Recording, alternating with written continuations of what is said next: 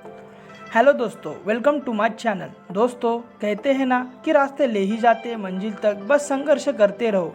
कुछ अलग करना है तो भीड़ से हटके चलो।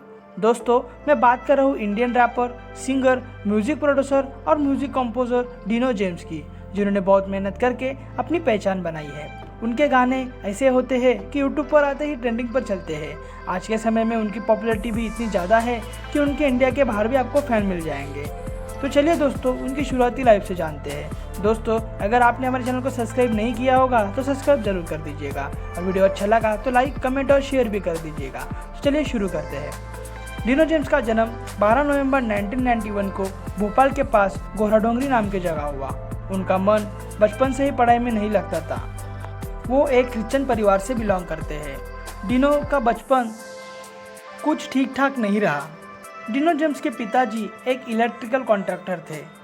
डिनो को बचपन से ही म्यूजिक सुनने का बहुत शौक था। वो बचपन से ही अलग अलग प्रकार के गाने सुनते रहते थे। फिर बहुत वक्त गुजरा और उनके पिताजी का सपना था कि मेरा बेटा डॉक्टर या इंजीनियर बने, पर डिनो कुछ अलग ही चाहते थे। डिनो ने हायर सेकेंडरी स्कूल पास करने के बाद वो 2002 में बम्बई चले गए। उनका ऐसे ही फैसले से उनके घर वाले ज़्यादा खुश नहीं थे, पर उनके मनाने के बाद वो मान गए। 2002 में जब डिनो बम्बई में आए तब उनको कुछ समझ नहीं आ रहा था कि वो क्या काम करेंगे। शुरुआती में बम्बई को और बॉलीवुड एक्टिंग को समझने में ही उनको 1.5 साल बीत गए। फिर वो समझ गए कि जो भी करना है वो जल्दी करना पड़ेगा। फिर उन्होंने एक्टिंग क्लास ज्वाइन कर लिया। कुछ साल मेहनत करने के बाद वो एक्टिंग करना सीख चुके थे और धीरे धीरे उनको छोटे मोटे रोल मिलते गए, पर वो इससे खुश नहीं थे क्योंकि उनको उतना पैसा नहीं मिल पाता था कि उनका गुजारा हो सके। फिर उन्होंने सोचा कि वो छोटे मोटे रोल नहीं करेंगे। उनको लगता था कि इन सब की वजह से वो करियर में आगे नहीं बढ़ पा रहे हैं और वो बहुत डिप्रेशन में रहने लगे। उनको लगने लगा कि वो जैसा लाइफ से चाहते हैं वैसा नहीं हो रहा है। फिर 8 साल स्ट्रगल करने के बाद बम्बई से वो 2010 में अपने गांव यानी अपने घर चले गए।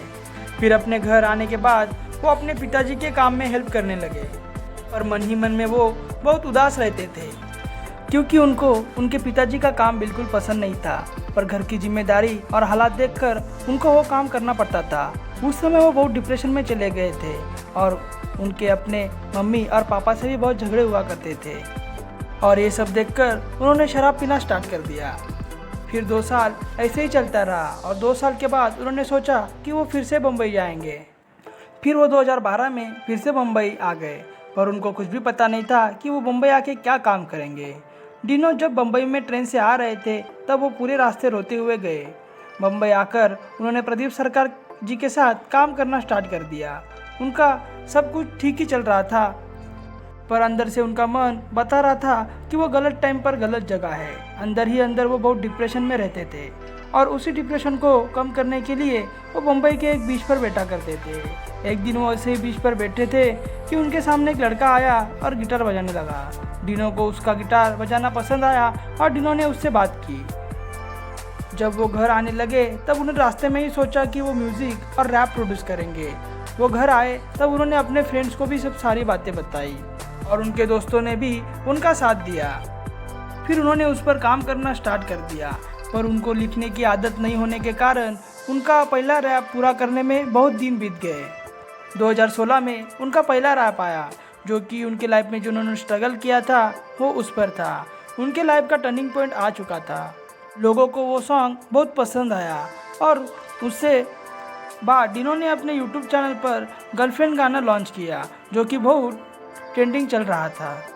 उसके बाद मानो तो डिनो की किस्मत ही बदल गई और वो बहुत सारे गाने डालते गए।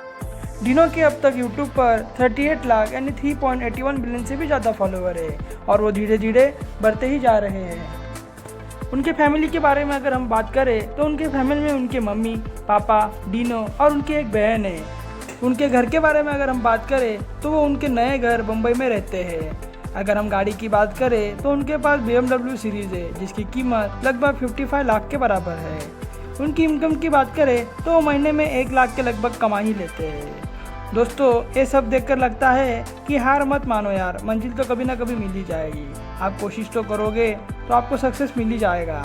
तो दोस्तों, ये थी डिनो जेम्स की कहानी। अगर वीडियो अच्छा लगा तो लाइक, कमेंट और शेयर कर दीजिए और ऐसे सारी वीडियो देखने के लिए हमारे चैनल को सब्सक्राइब जरूर कर दीजिए।